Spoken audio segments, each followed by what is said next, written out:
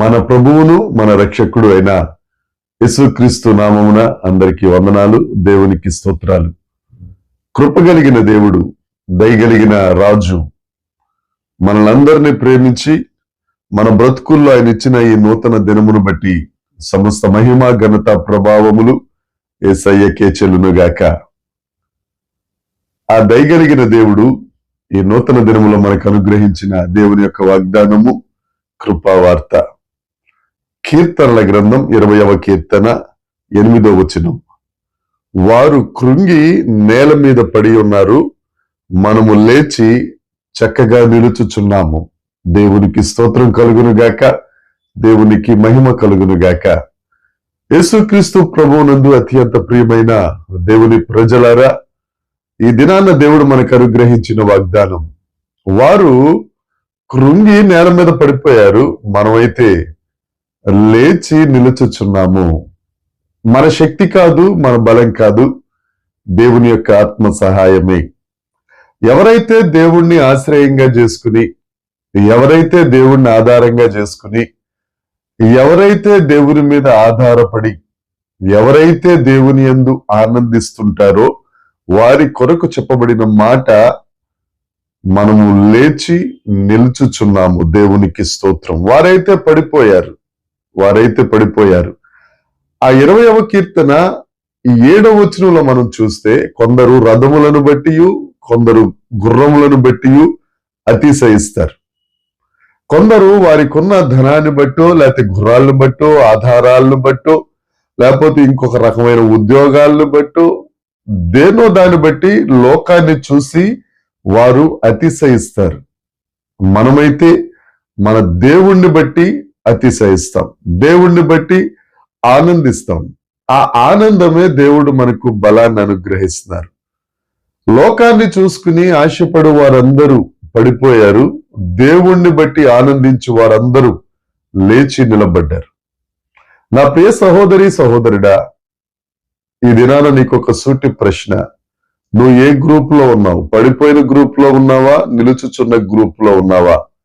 నువ్వు నిలబడే గ్రూప్ లోనికి రావాలి. నువ్వు ఎల్లప్పుడూ నిలబడాలి. నీ వ్యక్తిగత జీవితంలో, నీ కుటుంబ జీవితంలో, నీ సామాజిక జీవితంలో నువ్వు నిలబడాలి అని అంటే నువ్వు యేసు వైపు చూడాలి. నువ్వు యేసుక్రీస్తు వైపు చూడకుండా, లేకపోతే నీ ఆధిక్యతల వైపు, నీ ధన సంపాదన వైపు, లేకపోతే నీ అంగబలము, నీ అర్ధబలం, నీ ఆరోగ్య బలం వైపు చూసుకున్నావా, నువ్వు పడిపోతావు. ఎందుకంటే ఉన్నామంటారు, అంగబలం కనపడుతుంది, నీకు ఏదైనా నీరసం వచ్చింది, లేకపోతే జేబు ఖాళీ అయిందంటే ఒక్కడిని వెనకాల ఉండడు. నీ అర్ధబలం, డబ్బు ఎప్పుడు ఎవరి దగ్గర ఉంటుందో చెప్పలేం. అలాగే నీ ఆరోగ్య బలం, చిన్న దోమ కుడితేనే అలెగ్జాండర్ ద గ్రేట్ ప్రపంచాన్ని జయించిన వాడు ప్రభువునందు నిద్రించాడు. ఏది శాశ్వతం కాదు, ఒకరే శాశ్వతం, ఆయనే యేసుక్రీస్తు ప్రభువు. ఆ యేసుక్రీస్తు ప్రభువు మీద మనసు పెట్టుకున్నావనుకో, ఆ యేసు ప్రభువుని ప్రేమించావనుకో, ఆ యేసయ్యను సహవాసం చేసావనుకో, ఆ యేసయ్యతో ప్రేమలో ఉన్నావనుకో, ఆ యేసయ్యను కౌగలించుకున్నావనుకో, ఆయన నిలబడిన దేవుడు, ఆయన సజీవుడైన దేవుడు, ఆయన మృతిని గెలిచి మరణమా నీ ముల్లెక్కడా అని ప్రశ్నించిన ఏకైక వ్యక్తి, ఏకైక దేవుడు యేసుక్రీస్తు ప్రభు ఒక్కరే. ఆయన వారసులుగా, సజీవులుగా, విజయశీలుగా మనం కూడా లేచి నిలబడతాం. ఏ పరిస్థితుల్లో నువ్వు పడిపోయావో ఒక్కసారి ఈ వాగ్దానాన్ని జ్ఞాపకం చేసుకో. కీర్తనల గ్రంథంలో అనేక రకాల వాగ్దానాలు ఉన్నాయి. అందులో ఒక మంచి వాగ్దానం, మనం లేచి నిలబడ్డాం. ఎలా? దేవుడి మీద ఆధారపడుట వలన. నువ్వు పడిపోయిన ప్రతి పరిస్థితిలో లోకం వైపు చూడొద్దు, నీ వైపు నువ్వు చూసుకోవద్దు. యేసయ్య వైపు చూడు. యేసయ్య వైపు చూస్తే ఆయన నిన్ను లేవనెత్తుతాడు. జిగటగల దొంగ ఊబి నుండి పైకి తీసుకొచ్చి నిలబెడతాడు.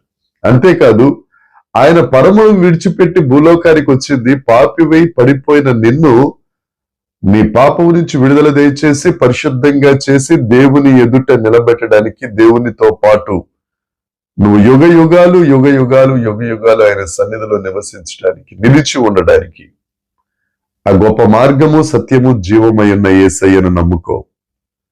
ఏ ఏ పరిస్థితుల్లో పడిపోయావో ఆ పరిస్థితులన్నిటిలో నుంచి లేవనెత్తి నిన్ను ఆశీర్వదించి అనేకులకు ఆశీర్వాదంగా చేసే గొప్ప మార్గం దేవుడు యేసు ప్రభు ఒక్కరే. ఆ యేసయ్య నిన్ను ఆశీర్వదించునుగాక. ఈ వాగ్దానాన్ని స్వతంత్రించుకుందాం. ఈ రోజంతా ఆయన కృపలో, ఆయన యందు ఆనందిస్తూ, ఆయన వలన బలము పొందుకుని మనందరం ఈ దినం ఆయన మహిమార్థమే జీవిద్దాం. ఆమేన్. ప్రార్థన చేసుకుందాం.